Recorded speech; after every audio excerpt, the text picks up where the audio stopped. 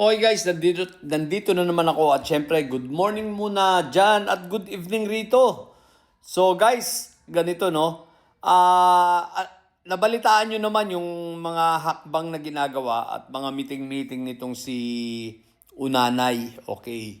So eto na nga, di ba? At plano na nila na pabagsakin si Boji D, si Congressman Boji D. Kung natatandaan ninyo sa lahat ng mga nakafollow sa akin dito, December pa lang, ibinulgar ko na ang planong ito. December, sinabi ko na ito ang plano nilang gawin. Pero sinabi ko, January nila planong gawin. Kaya lang, na-move dahil hindi nga nagkaigi, di ba? So, yung January, na-move. At ngayon nila, ginawa, ngayon nila pinipilit na i-push na trabahuin at gawin kasi nga, hindi na magkaigi. Lahat ng mga diskarte nila ay hindi na magkaigi. Bakit? Kasi anong nangyari, yung pagpapabagsak nila kay Congressman Boji D, naging last option nila. Sapagkat nakita nila na malabo nga, wala silang bilang.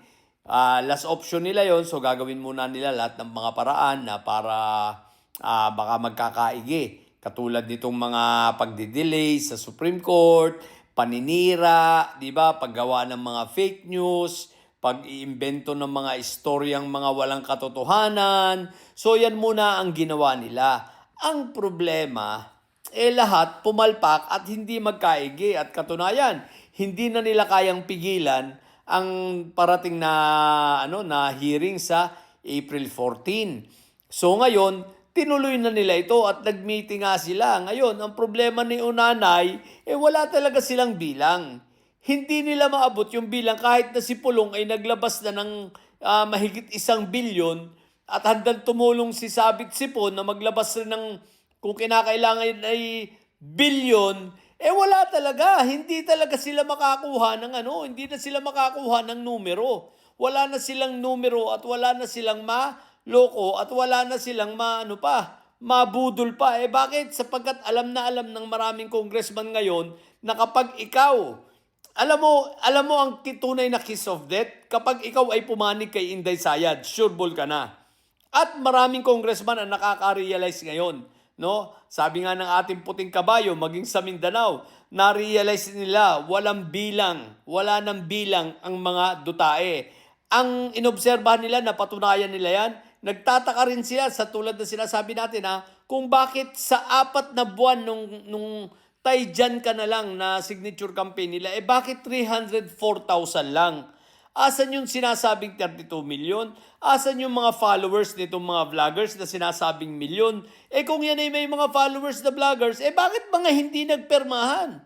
Samantalang yung 304,000 na yon, combination nyo na nung actual na perma plus yung naka-online. Isipin nyo, online. So guys, marami nang nakarealize at hindi na nila kayang budulin at maraming congressman ang alam nila na kapag sila ay pumanig pa kay Inday Sayad, pumanig dito kila Unanay, talagang case of death yun, lalo sa darating na eleksyon.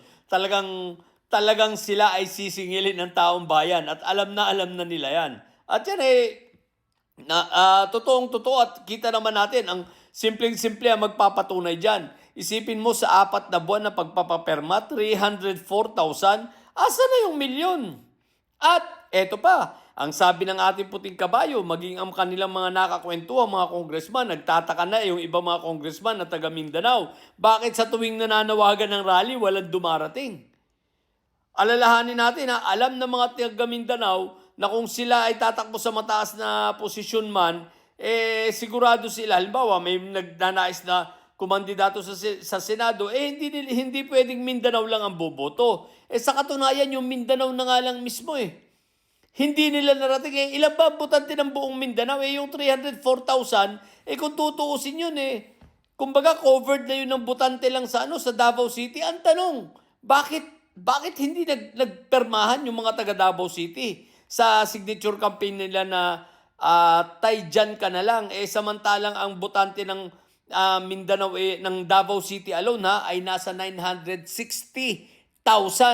Tapos sa 4 na buwan, 304,000. Sino ba naman ang hindi mag-iisip niyan, di ba? So, itong sila Unanay, patibangga na lang. Kumbaga, huling pato. Dahil bakit? Alam na alam nila na kapag nagtuloy-tuloy na ang hearing sa April 14, wala na silang magagawa. At taong bayan kasi ang interesadong makinig at magkakalabasan na nga po. Isinubpuena na si Matibag, si NBA Director, isinubpuena itong si magigisa rito si anong pangalan ito? Michael, si Powa, di ba? Andyan si Caramil, andyan si Gloria, ay naku po Rudy, pati taga-Kowan, andyan na, ay naku, wala nang ilulusot pa itong si Inday Sayad. At si Inday Sayad, makakakita tayo ng isang vice-presidenteng may sayad na nabaliw. So, ngayon, ang problema, hindi na lang si Inday Sayad ang mababaliw, pati yung mga suporta ni Inday, taga-suporta ni Inday Sayad na kukunti na nga lang, iilan-ilang na lang, malamang-lamang, mabaliw na rin ang boto. Kaya kayong mga didilis, wag na kayong magpanggap. Wag na kayong magpretend na marami pa kayo dahil sa totoo lang, wala na kayo. Lusaw na kayo. Katulad ng madalas kong sabihin, lusaw na kayo, ubos na kayo. At ikaw, Unanay, namo, no?